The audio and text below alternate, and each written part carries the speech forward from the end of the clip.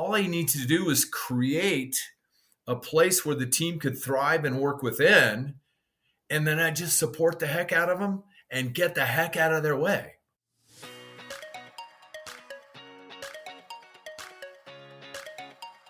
Welcome to the Insurance Refocused podcast, where we're highlighting real agent stories and how they are innovating to respond to the changes and challenges happening in the independent insurance industry.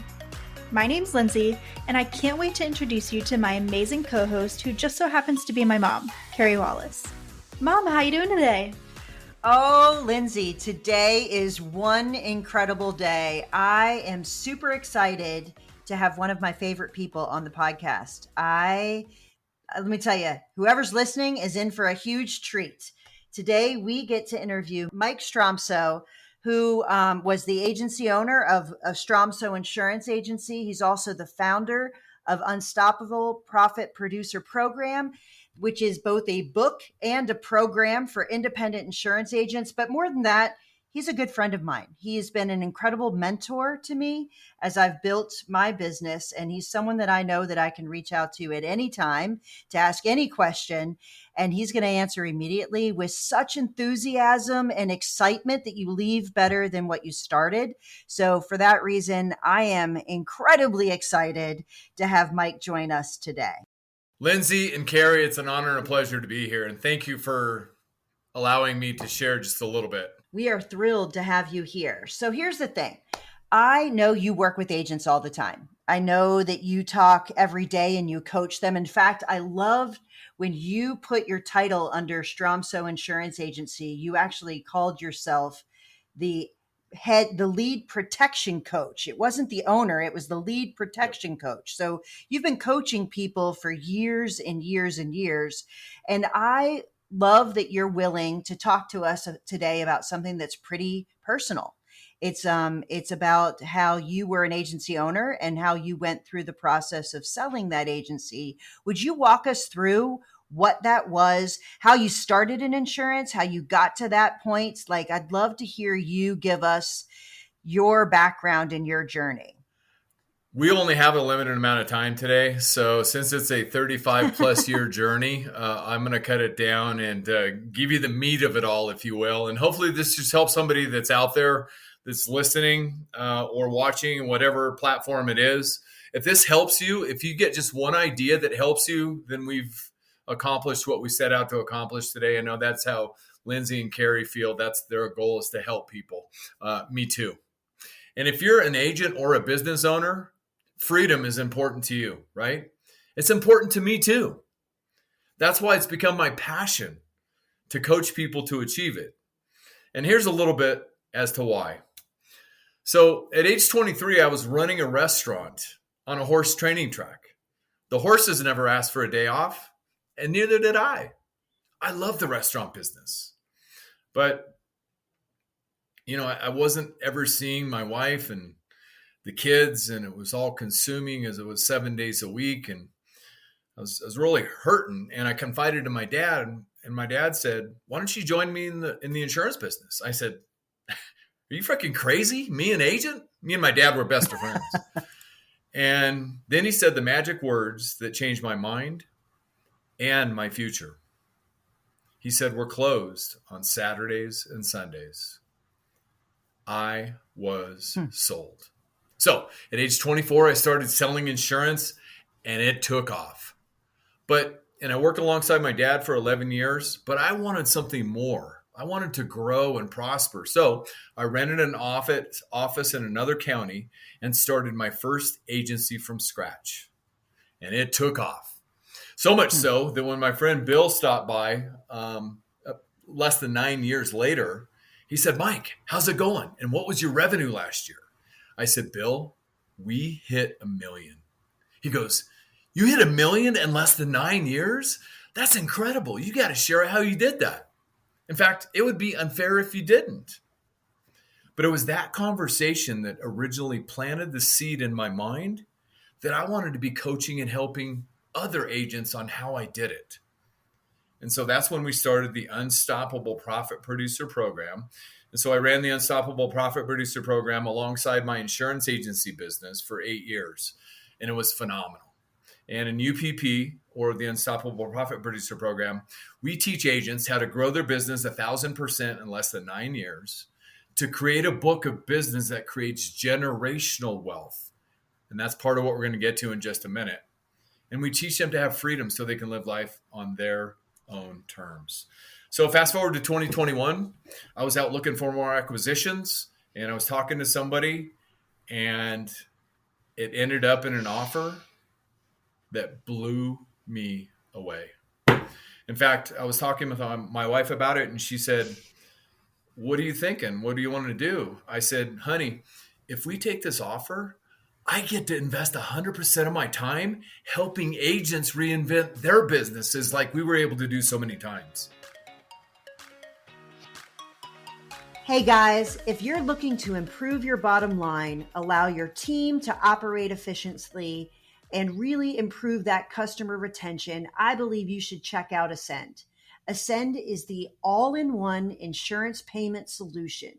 They are focused on streamlining your invoicing, premium financing, accounting, and they'll even make your carrier payables for you.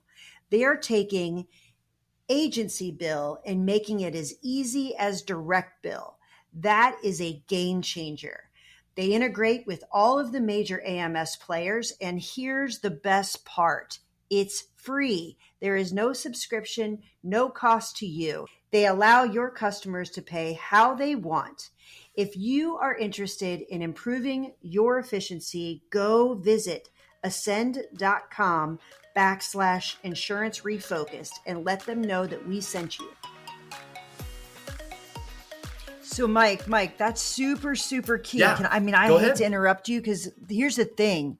I think it's the reason people don't want to make the move is because they don't have something they're passionate to go to. And I think it's crazy key that you actually built something alongside it, that anybody who's ever met you knows that you're crazy passionate about it. I mean, like it's electric. It literally exudes out of you how excited you are to help other people. But if you don't have that, it becomes a fearful thing to let go of one thing to go to an unknown. 100%. And I'm glad you brought that up, because let's talk about that a little bit. So fast forward, we accepted the offer and we said sold. And now we simply just get to invest 100% of our time teaching agents that same level of freedom and fulfillment. And we want to get them there too. That is our 100% goal. So let's circle back to what you just talked about, because I've got really good friends in the industry who we have that same conversation. Yeah. So I think for some people, they never know the right time to contemplate selling because they love what they do. They love the people that they have on their team. They love their customers. They love the role they have in their community. It feels like part of them. And it's incredibly hard for them to get their mind to how do I get from one day to the next without this agency as part of the core of who I am. That wasn't the case for you, it sounds like, or maybe it was. Tell me how you knew it was the right time for you to make that move. Well, it was a reflection process, and I'll kind of walk you through it. Let me think about a timeline here. Quick math. It was at least a 6-month process, maybe 7 months. From the time when the conversation kind of got turned on me, I was looking for more acquisitions, and I was talking to somebody out there in the industry who said, "What about your situation?" And so part of it is we have 6 kids. We have 13 grandkids. So our oldest granddaughter at the time, 15 years old, 16 years old, and our youngest daughter tried the industry, didn't like it. One of our other kids, who's a chef, was going to try, but never got around to it. And the only other child who was interested never got to that point either. So we didn't really have that. And then all of this happened, and I had to decide, am I going to wait probably another 10 or 15 years? And this is after we had the number, right? Are we going to wait another 10 or 15 years till one of the grandkids possibly gets to that point? But we've already experienced some of the kids didn't want to get in. And that was their choice. That's more important. I mean, that's just business, right? So that partly led to our decision, but what a privilege it was to have something that I could move to if we accepted it. So the encouragement for everybody out there is always keep your mind and your ears and your eyes open for every opportunity that's out there, because it's an incredible, changing, developing world. Yeah. So, I heard you say, obviously, time with your family was important. Being able to do something that you were passionate about was important. And I get to talk to a lot of agents that are facing, is this the right time for me to sell? Is this the right time for me to transition? Or maybe their family thinks it's the right time for them to transition, but they aren't there yet. They have to weigh a lot of different things, right? They have to weigh financial, they have to weigh legacy, they have to weigh working for another entity. They have to weigh all kinds of different decisions to find the right structure to transition ownership, whether it's an internal transition, an external transition. Can you and I know this is a super personal question, but the reason I'm asking it is because these are the things no one ever talks about. And I think it's the things that people struggle with the most. If you looked on the surface, you'll hear people say, I sold my agency for blah. And it'll be about the structure or the mechanism or the dollar amount or whatever it is. And when in reality, that wasn't the thing that actually made them make that decision. It was all the other things that made that the right situation for them. In fact, money is typically number 4 or 5 on the list. It's not number 1. So we're not talking money today at all. But my point is, what are those things that you weighed as an agency owner and that other people should think about as they're thinking about, is this the right time? And is this the right structure? Is this the right buyer? Is this the right seller? Help me understand what process you went through. I will give you some insider information in just a minute, but I had a thought as I was listening to your question. And I've studied entrepreneurship for a lot of years, and I encourage everybody to do the same thing. There's so much information out there. The sky's the limit, and it's your daily habits.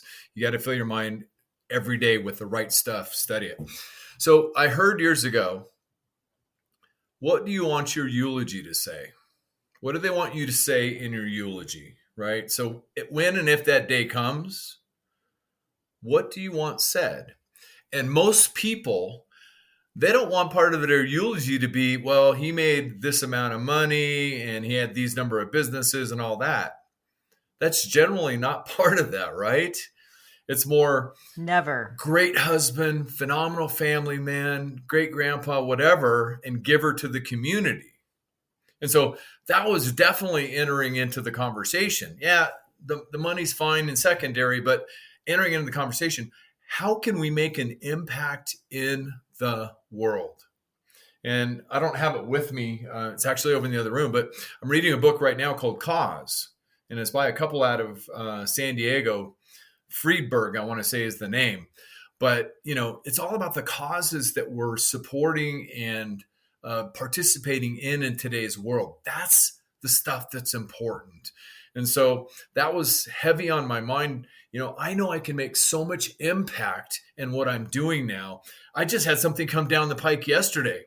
One of our members' health situations, long email, hasn't been to the office in weeks because of health situations, but everything's humming. And there's story after story like that comes in our circles. And I'm like, yes, that's the important stuff. And for anybody out there who might be in the agency industry, I don't say this ever from a place of arrogance or egotism, but nobody knows what you know. And what you got going on here is of value. So you can lend that value in so many different ways. So, to lend a thought process as well, if you woke up one morning and money wasn't an issue, what would you want to do with your life?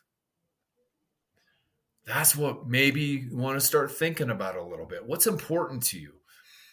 What are you passionate about? What do you love to do? So back to the point. So when the conversation started, I was like, wow, all right, maybe I'm going to take a look at this. And, I also haven't never told you this, but I'll share it and help. About 3 years ago, I was approached as well, and I would get 3 phone calls a week, generally. Hey, if you're ever interested, blah, blah, blah. But about 3 years ago, I entered into the process and I went through it only to learn how it works. Okay. And it really gave me some thoughts that I needed to be thinking about when and if that day come. Back then, I definitely not interested, no thanks, et cetera, et cetera. But I just wanted to understand how it works. And I learned through going through the process back then, the things that I really needed to be thinking about. And I had all those years to think about it, right? By going through it in the first place. And I know, Carey, through our conversations, you have your best case scenario that you recommend to people as well, if that's in the cards, right? So I got to the point where I was introduced to somebody who might be a potential suitor. And the thing that happened that was close to my heart, they said, this person will not do business with anybody that they have not met face to face. And I said, I love that. I love that because that's me. And so we ended up having lunch. And I said, the number one most important thing to me is my team. Number one most important thing, because we had a lot of employees and I wanted them taken care of if we ever got to that point. So, and that was kind of the beginning. So what did that process look like for your employees? Are they still on with your agency? Did they find new roles? Like, how did that process go? So the great thing is, and they fulfilled what they said they were going to do. The person that stepped in and took over the agency, every person was rehired, which was my ask. What they did with the opportunity beyond that was, really on them, but every person had an opportunity. A good majority of them are still there today. It's funny, Mike, when I present on planning for your agency and valuation and honestly, just perpetuation planning, I always ask the group, I put up this slide that says, what's most important to you is what you should lead with. And it'll actually help you know what kind of transition makes sense for you. So, and on that slide has, your staff, your clients, your place in your community, the legacy, the name on the door, working for another entity, your earnouts, what your actual price is. It's about 10 different things. And I say, what do you think I hear most often is the most important thing to an agency owner that's contemplating transition? And without question, it is always their staff. It's the people that help them get there. That's what they're most concerned about, followed by their customers. It's very, very rare that someone mistakenly says the price. In fact, it's not even mentioned until about 4 or 5, because I keep going. Okay, what do you think is next? What do you think is next? And that's what I love about this industry. These are not small business owners that are 100% about, I want to get to the maximum and that's it. And that's what this is about. That's what's beautiful about the independent agents that I know and that I get to work with every single day. And that's what you're sharing as well. So I think asking yourself what's most important and being true to what your situation is key to helping you navigate what might feel like an overwhelming process, right? No question about it. And so what do you think some of the things are that maybe get overlooked in this process? I mean, you've worked with a ton of agents as well. So maybe share, I could share things that I think people have overlooked as well, but I'd love to hear from your perspective. You went through it and you had time to reflect on it. Was there anything in the process that maybe gets overlooked or was something maybe you might have done differently? No. However, well, that's good to hear. However, yeah. Well, maybe one thing, and it has to do with our clients. Because I live in a small town. I've lived in the same small town for 43 years. Most of our kids there, born there. Most of the kids born there. Graduated high school there. I know a lot of people. I insured half the downtown area. So with that being said, I still have a lot of contact with a lot of people. So I probably could have done a better job planning on messaging and communicating with more people.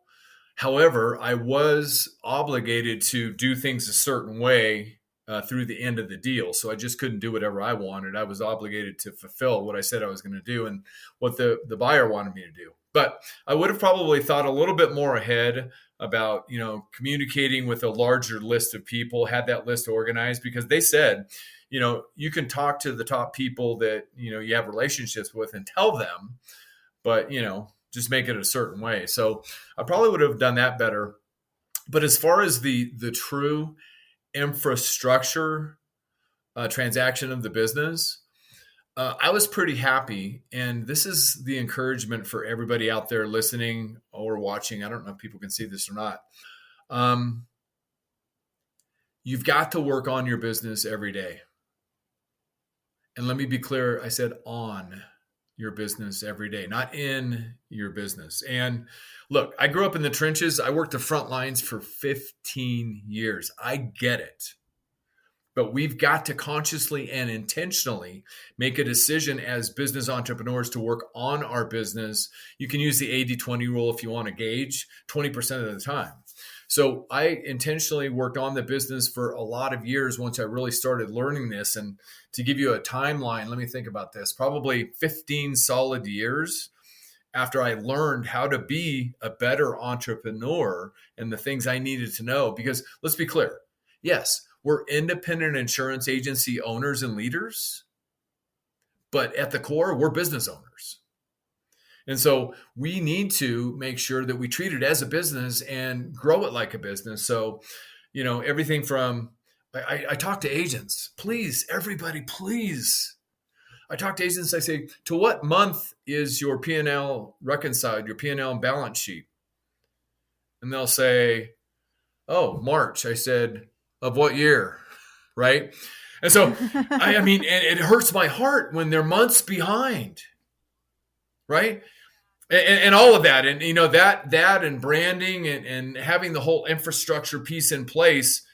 I mean, when it happened, I had it all ready to go. It's not that I was planning for it, but it was ready to go. And that made the process rock solid. And I will tell you, it escalated the value. Back to you.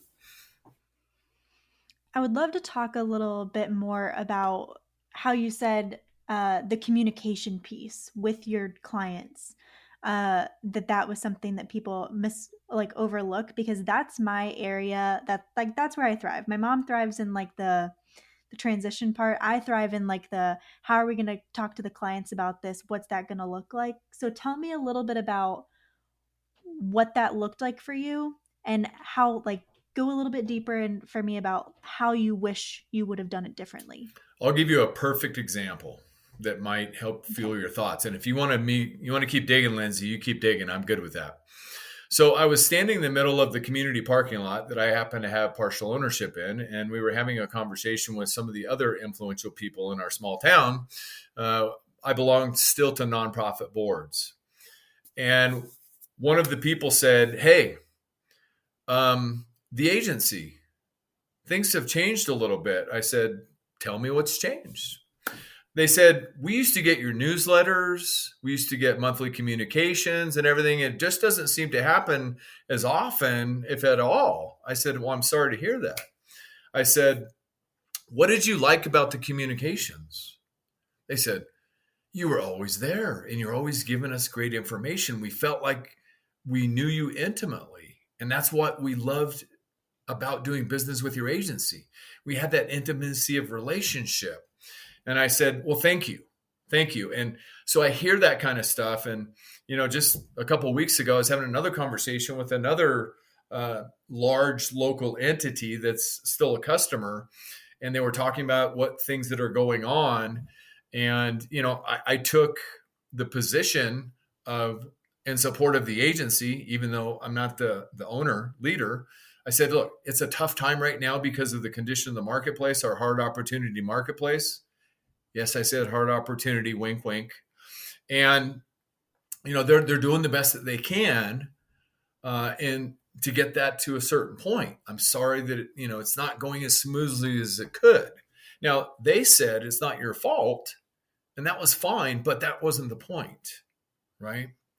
They are depending on somebody for something, and we want to get that to them regardless of our position in the whole experience, if you will. Yeah, well, and the expectation of the newsletter, and that's all part of the client experience, right? Right. So when that drops off, then they're like, wait, they're lost, right? They're, wait, who do I go to now? Who am I getting this information from? Who's my person that I, need to be in that constant communication with? Did I miss something? Did my policy drop? So there's all these questions that start bubbling up when you're dropping your communication level, and it's hard to come back from that.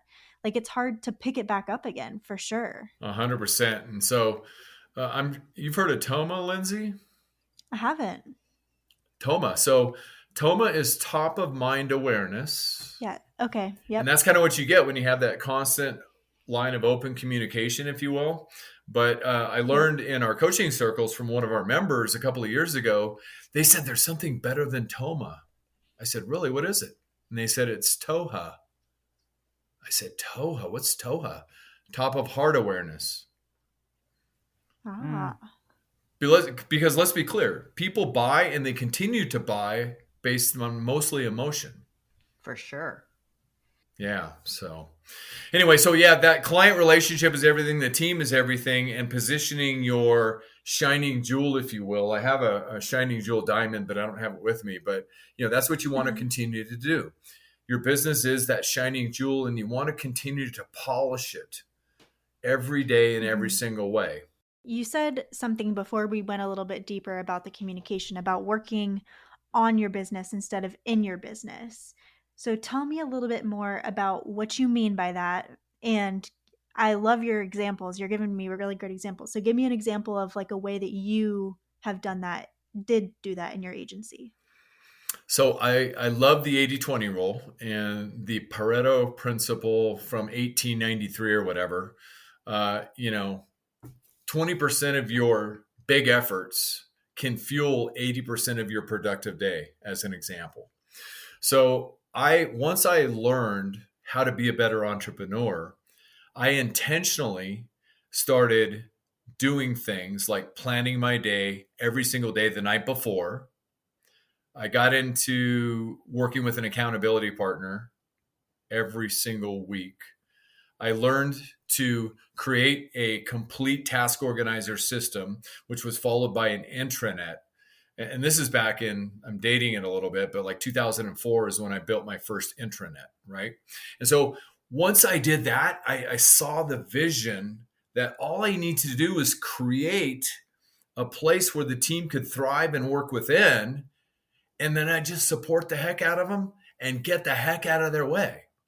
So it's building the things that excellent people can work within and use to further their own career and advancement and lead them, because ultimately people are silently waiting to be led. So as business entrepreneurs, we want to, and so I position my day, I plan my day the night before, made sure I had my accountability in line that I would work within every day. And then I invested probably the first 1 to 2 hours every single day of working on the most important, impactful things as it relates to the business, which did not include writing new policies or making policy changes or anything of the such. It's working on the business, positioning the business to grow.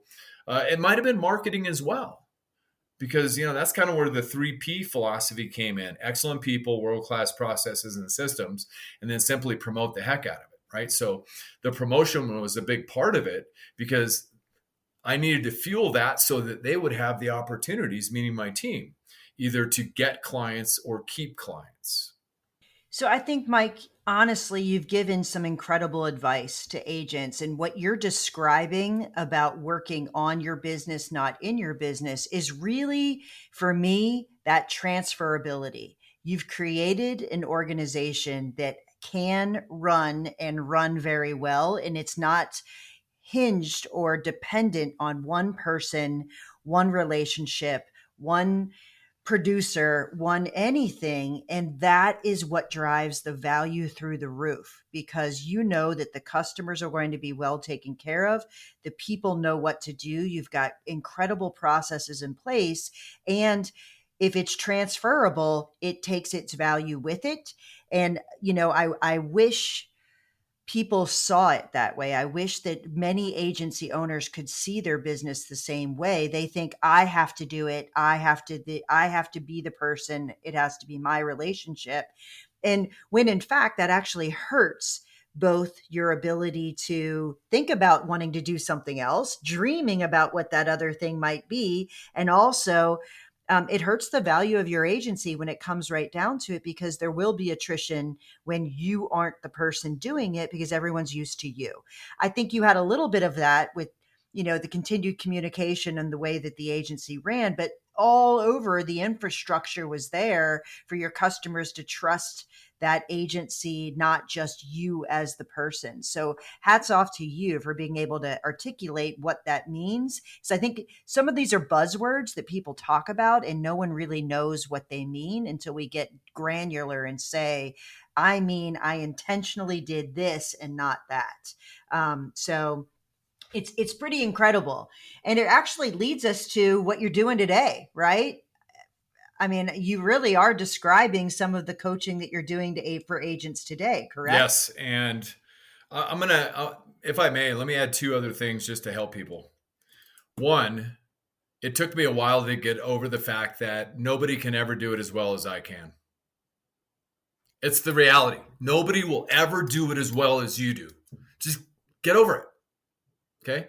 And it was such a treat when people call, is Mike still there?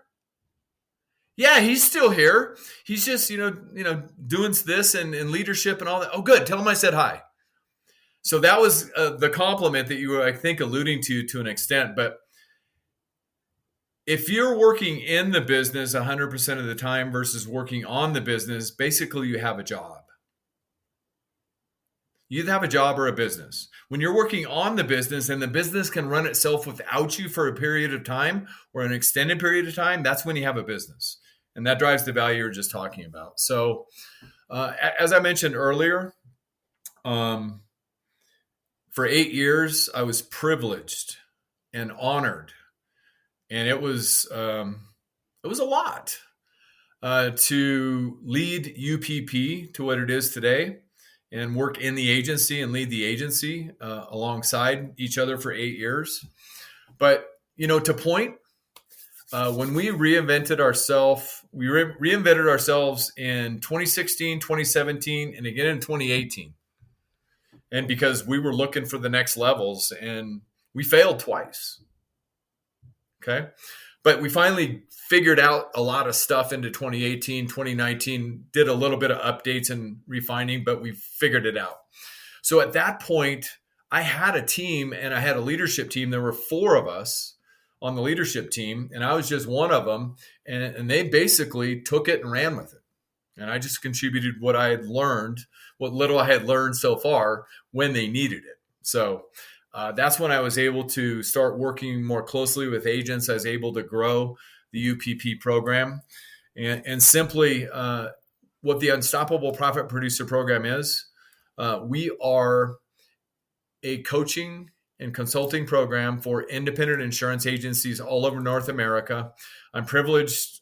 I'm trying to follow your lead, Carey, because I know you're out there helping agents and speaking, and you're doing a great job. Thank you so much. And I know Lindsay's in the back just taking care of stuff. Great job, Lindsay. And now you have a team as well. But we're out there also trying to help agents. So through our coaching, they get into our programs. We have 3 different program levels depending on how much time they want in the trenches with me. And simply all I do is give them everything that I've learned, whether it be thought process or actual tools to use in their agency business that I've developed over 35 years of research. And it's all based on a simple philosophy called the 3 Ps, which is people, processes, and promotion. And when people install it properly in their business, they will grow their business, create wealth, and have more freedom. It's really that simple. We keep it simple. and we have coaching groups and everything else. It's a phenomenal, incredible place to be. We just got off a session right before I jumped on with you ladies. The things that are happening and the hard opportunity, the whole tribe is there for each other, supporting each other, pulling each other forward. And it's something that you can't get anywhere else. I was told somebody by an industry leader that yesterday. They said, we've been watching you for a while and talking to some people that are part of your program, and we think this is something they can't get anywhere else. So for that, we're privileged. And the stories, positive stories that are coming out of what's happening, because our core purpose is impacting people's lives personally and professionally. That's our goal.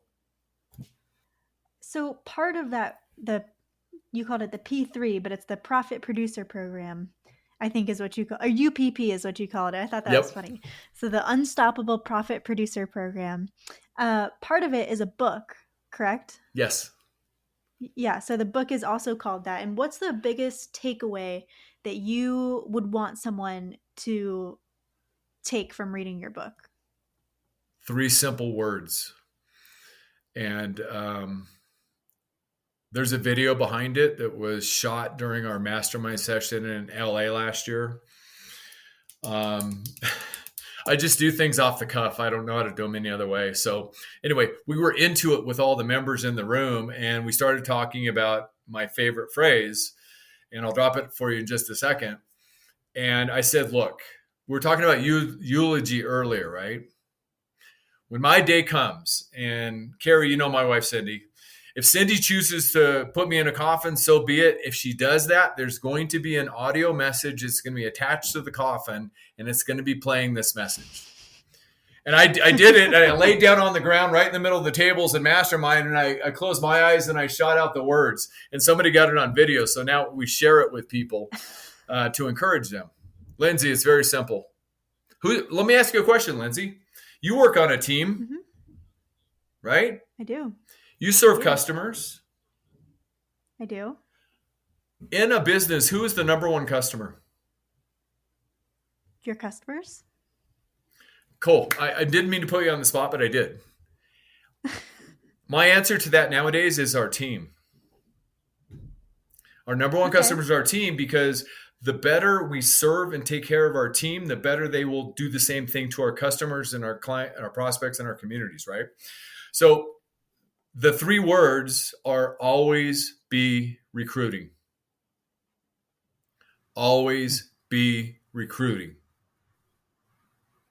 I can say it again. 100%. Yeah. And so 100%. I can't tell you how many times our members call me on an emergency basis and said, so-and-so walked in the office today and dropped the keys on my desk and said, I'm gone. What am I going to do? Well, here's the reality of it. It takes 2 to 4 weeks minimum to find a quality team member and to interview and all that. We provide a system that can fast forward that, but still. And then it takes at least 3 months to train them. Onboard them, train them, not continue training.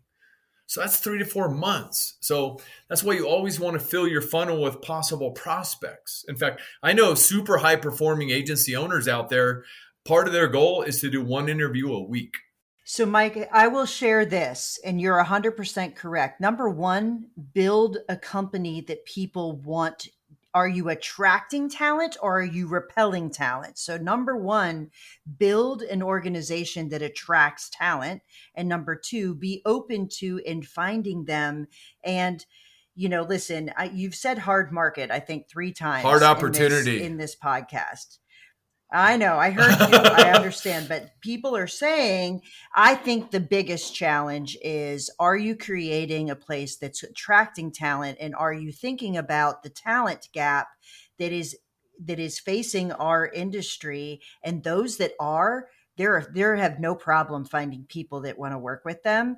Those that aren't and aren't innovating are challenged by that. And there's several agents that I've met that actually that's the reason, that's the straw that's breaking the camel's back for them to say, I think this might be time for me to exit. And I find that heartbreaking because they haven't built an organization that's attracting talent and they're not staying relevant to what today's workforce needs. So I would agree with you 100%. Always be recruiting, but always be evolving as an organization that attracts the talent that you need in order to keep your agency really, really strong. So listen, we could talk about these things forever and ever and ever. I literally could talk to you for hours, and I was so excited that we got to spend time, and I got to meet your wife. You got to meet Kevin. We got to spend really quality time getting to know each other. So if other people want to reach out to you, Mike, and they want to dig deeper, how could they find you? Where are you located, and how can they reach out to you? I'm anywhere out there on the web, but let's keep it simple. You can learn more at unstoppableprofitproducer.com, or you can email VIP, because everybody's a very important professional, VIP@upplife.com. And we're happy to help you in any way possible, or 800-770-9984. So contact us any way you want, or find us out there in social media land on YouTube. We're out there. We publish weekly videos and a lot of other things to help agents in the industry. But I must say this, because I won't sleep tonight if I don't. I couldn't agree with you more, Carey.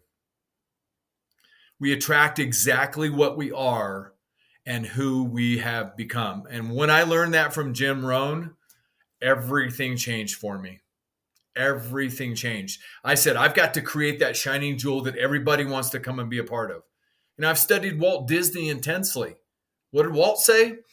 We want to create a place that everybody wants to come to, and then they want to come back and bring their friends.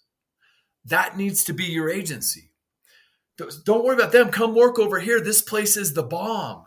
I would agree 100%. Well, that's the culture eats strategy and everything else for breakfast. We've got to create that culture that people want to be a part of. Amen, my friend. Amen. Well, Mike, thank you so much. First of all, thank you for sharing a story that I know that you haven't shared before.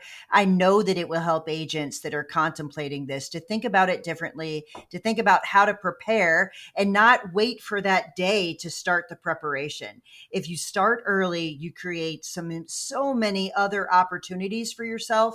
And by you sharing what that experience looked like for you, even though you weren't looking for it, I think it's going to help a lot of people. So thank you so much for coming on and sharing that. My honor and pleasure. I mean, everything from the financials to the brand guide to the structure and everything else has to be in order. And you got to keep polishing your jewel every single day, because you never know. And thank you, Carey and Lindsay, for the work that you're doing for the industry, because you're helping people know what they need to do. It's not I wake up on Friday, I'm going to do this type thing. And I've heard you say a year to 2 years to 5 years is the best time frame. So thank you for what you're doing to make sure people know about that. And I'm so pumped and excited that you're going to be speaking at our boot camp, making sure they know. So thank you.